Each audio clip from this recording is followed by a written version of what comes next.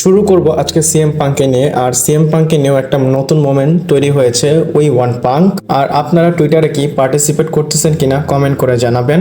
এমনিতেই কিন্তু রেসলম্যানিয়া 41 এর বিষয় অনেক সুপারস্টাররাই জানে না, আমরাও জানি না তারা কি করবে বা তাদের সাথে কার ম্যাচ হবে। এখন রোমান রেইন্সের ক্লিয়ার নেই, রলেন্সের ক্লিয়ার নেই, ড্রু ম্যাকিন্টায়ারের ক্লিয়ার নেই, ডেমিয়ান পিস, সিএম পাঙ্ক, এইরকম অনেক নেম আছে।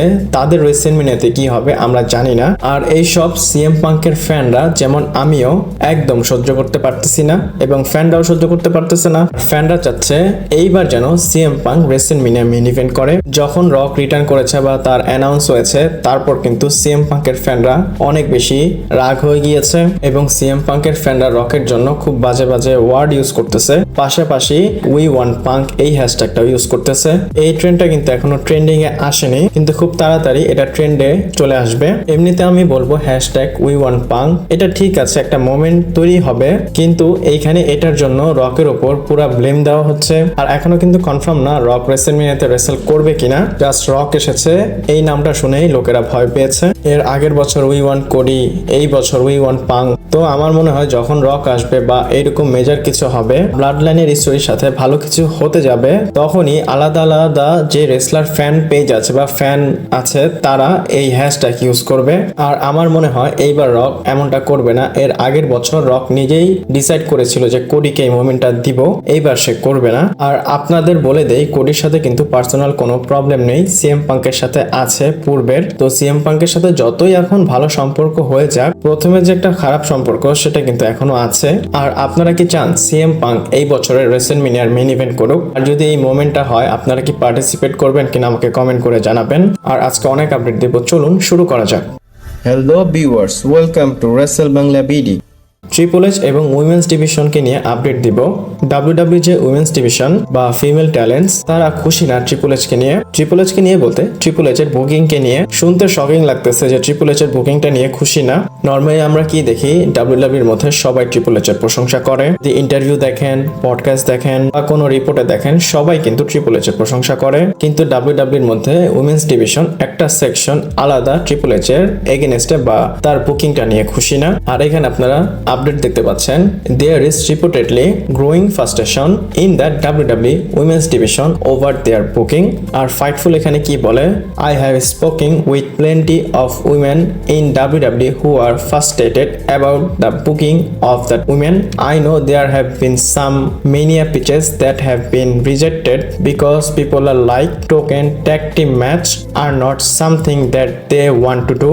They want things put on a more even plane in the women's division।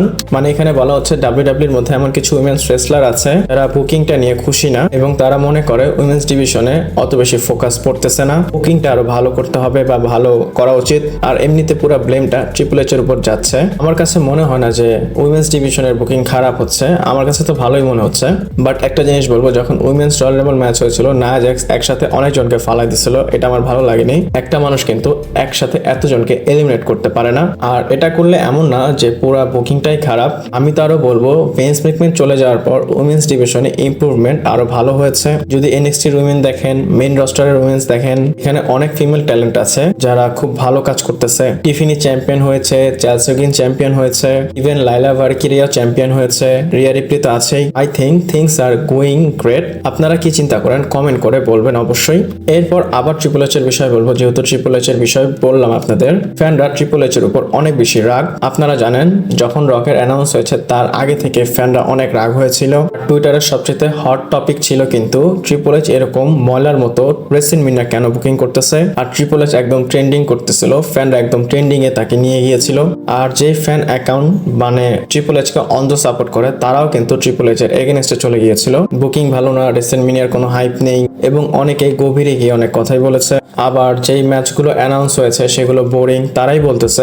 আর এই সব কথা ফ্যানরা কিন্তু টুইটারে পয়েন্ট আউট করেছিল। আর ট্রিপল এইচ এর জন্য কিন্তু এই 2-3টা দিন একদম ভালো যায়নি। পরে গিয়ে যখন রকের অ্যানাউন্স হয়েছিল, তারপর কিন্তু আস্তে আস্তে এই জিনিসটা ঢাকা পড়ে গিয়েছে। ট্রিপল এইচ এর বিষয়ে আপনারা কি চিন্তা করেন অবশ্যই আমাকে কমেন্ট করে জানাবেন।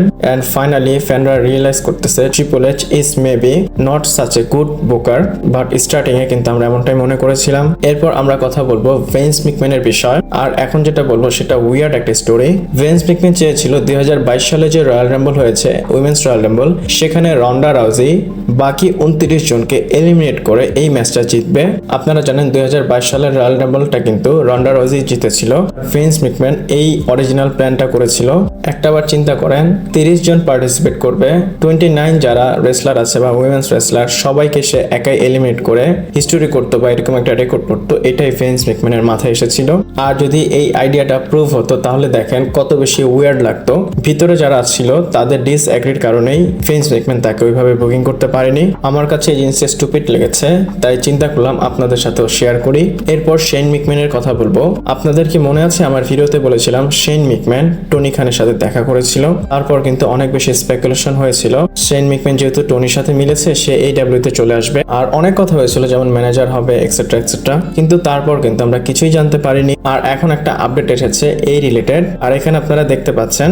আর এই আপডেটটা ফাইটফুল দিয়েছে। A source close to Shane McMahon say Tony Khan never followed up after their meeting. The source could not confirm if Shane wanted equity in AEW but said it seemed like Shane wanted to run things despite liking familiarity with AEW product or business model. The source also claimed Shane did not take it personally and that Khan may have thought he was joking about this idea. তো ফাইটফুল select বলতেছে এই যে meeting হয়েছিল Shane ম্যাকম্যান এবং Tony খানের, তারপর Tony খান তো Shane ম্যাকম্যানকে কিছু বলেইনি। তো শেন ম্যাকম্যান আসলে চেয়েছিল ইকুইটি, যে আমিও কোম্পানি চালাবো, আমাকে তুমি ইকুইটি দাও। শেন চেয়েছিল সে টপে যাবে, মানে টপে বসবে। শেন ম্যাকম্যান এটা বলার পর তো চলে গিয়েছিল, বাট টনি খান মনে করেছিল সে মজা করতেছে, এর জন্য টনি খান কথা আগে বাড়ায়নি। আর আপনাদের কি মনে হয় এই জিনিসটা কি হওয়া উচিত? হ্যাঁ বা না কমেন্ট করে জানাতে পারেন। এরপর WrestleMania 42 এর বিষয় বলবো। আপনারা জানেন স্ম্যাকডাউনে এসে রক অ্যানাউন্স করেছে WrestleMania 42 নিউ অর্লিন্সে হবে, আর এমনটা কিন্তু আমরা এক্সপেক্ট করেছিলাম। আমি রকের অ্যানাউন্সের আগে আপনাদের বলে দিয়েছিলাম। আর এখন আপনারা WWE এর অফিসিয়াল টুইট দেখতে পাচ্ছেন। WWE লেখে breaking news as announced by the Rock, WrestleMania 42 will take place live from the Caesars Dome in New Orleans, Louisiana. আর WrestleMania 42 হবে সিজার্স ডোমে, আর এই এরিনাতে WWE আবার WrestleMania কে নিয়ে যাবে।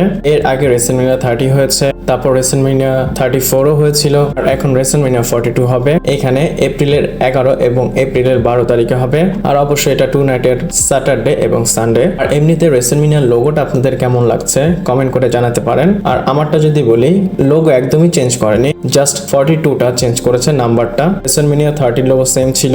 এরপর ব্যান্ডি রোডস এর বিষয় বলবো। আর রক এবং কোডি রোডস এর যে একটা সেগমেন্ট হয়েছিল সেটার উপর ব্যান্ডি রোডস রিয়েক্ট করেছে। রক কি বলেছে আমি তো আপনাদের আমার রিভিউ ভিডিওতে বলেছিলাম। সে রেসপেক্ট দিয়েছে, সে অপমান করেছে, অফারও করেছে এবং লাস্টে বলেছিল আই ওয়ান্ট ইউর সোল। আর এগুলোর বিষয় কোডি রোডস এর ওয়াইফ কিভাবে রিয়েক্ট করেছে সে এখানে টুইট করেছে, আপনারা টুইট দেখতে পাচ্ছেন। আর এখানে আপনারা হার্ট ব্রেকের একটা ইমোজি দেখতে পাচ্ছেন। কোডি রোডস এর ওয়াইফ হয়তো বিলিভ করতেছে যে কোডি রোডস টার্ন করবে, মানে রকের সাইডে চলে যাবে। আমি বলবো চান্স আছে আগে গিয়ে কোডি রোডস হিল হবে, বাট আমি যদি বলি এই সময় কোডি রোডস হিল না হলেই ভালো হবে। এখানে জন সিনা আছে, এই বছর পর সে রিটায়ার হয়ে যাবে। আর রক আছে, তার বিষয় কি বলবো, সে আসে তো যায়। তো আমি বলবো রকের একটা সেগমেন্ট থেকে বা একটা ছোট বিষয় থেকে হিল হলে ভালো হবে না। একটা ছোট বিষয় নিয়ে স্ম্যাকডাউনে ফেস থেকে হিল বানানো, এটা WWE এর বড় একটা ব্লেন্ডার হয়ে যাবে। আর যদি হিল হয় আমি চাই পরে যেন হয়, এখন না হলেই ভালো হবে। আর যদি কোডি রোডস হিল হয় সে তার ফ্যামিলির জন্যই হবে, কারণ রক কিন্তু তার ফ্যামিলির জন্যই অফার করেছিল। আর রক এখন ভিন্স ম্যাকম্যান টাইপের ক্যারেক্টারে চলে এসেছে, আর কোডি রোডস স্টিভ অস্টিনের ক্যারেক্টারে চলে এসেছে। আর রক যেহেতু অফার করেছে সেটার উপর ব্যান্ডি রোডস এর রিঅ্যাকশন এমনটা ছিল। আর শুধু এটাও না, স্ম্যাকডাউনের সেগমেন্ট শেষ হওয়ার পর কোডি রোডস এবং রক একজন আরেকজনের সাথে দেখা করেছিল। এখানে আপনারা টুইট দেখতে পাচ্ছেন। রক বলতেছে কোডি রোডস এর সাথে মিলে সে আবার ড্রিঙ্কস করেছে এবং সে ডিরেক্টলি বলেছে যে সেগমেন্টটা শেষ হওয়ার পর আমরা টাকিলা খেয়েছি, বলে আমি কোডির সাথে আবার টাইম স্পেন্ড করেছি। আমার মনে হয় রক তাকে মদ টদ খাইয়ে বোঝানোর চেষ্টা করেছে তুমি আমার টিমে চলে আসো। এক কথায় রক ব্রেন ওয়াশ করেছে। রক যদি একবার কোডি রোডসকে কনভিন্স করে, তাহলে একবার যদি কোডি রোডস কনভিন্স হয়ে যায় ম্যাসিভ কিছু হবে, দেখি কোডি রোডস কনভিন্স হয় কিনা। এরপর আমরা কথা বলবো আবার রকের বিষয়। স্ম্যাকডাউনের পরে কিন্তু প্রেস ইভেন্ট হয়েছিল। রক বলে কোডি রোডস রেসেলের সাথে আমার ম্যাচ করার কোনো দরকারই নেই। আর আমরা কিন্তু আইডিয়া পেয়ে গিয়েছি রক স্টিল রেসেলমেনিয়াতে ম্যাচ করবে না। আর সে যদি রেসেল না করে এটা কিন্তু একটা ডিসঅ্যাপয়েন্টিং বিষয়। ডাব্লিউডাব্লিউ যদি চায় চুপচাপ একটা ম্যাচ অ্যানাউন্সও করে দিতে পারে। আর আপনারা এখানে স্ক্রিনশট দেখতে পাচ্ছেন, প্রেস ইভেন্টে রক এইসব কথা বলেছে। The rock say when it's come to the final boss character and Cody Rhodes, it never has to culminate in a match. In the world of pro wrestling, everything culminate in the match. What I love of the character of the final boss and Cody Rhodes is it's not about the title. It never has to culminate in a match. I think to have a storyline and two character that are very popular to never have to get in the ring of a match and have this compelling and of putting thing he won his soul. What does that mean? I love every moment. ঘুরিয়ে ফিরে rock বলতেছে যে আমাদের তো match Rachel করতে হবে না। সে রেসেলমেনিয়ার কথা মেনশন করেনি, কিন্তু সে বোঝাতে চেয়েছে যে আমাদের এই ফিউডে বা আমাদের যে স্টোরি লাইন এখানে ম্যাচ করার কোনো দরকারই নেই। এখানে দুইটা পপুলার ক্যারেক্টার, একটা হচ্ছে ফাইনাল বস, একটা হচ্ছে কোডি রোডস। এরা ম্যাচ না করেও জিনিসটা সেটেল করতে পারে। ম্যাচ করে এই স্টোরি শেষ করতে হবে না। কালমিনেট যদি করতে হয় আলাদাভাবে মাইন্ড গেমে এটা শেষ করতে পারবো।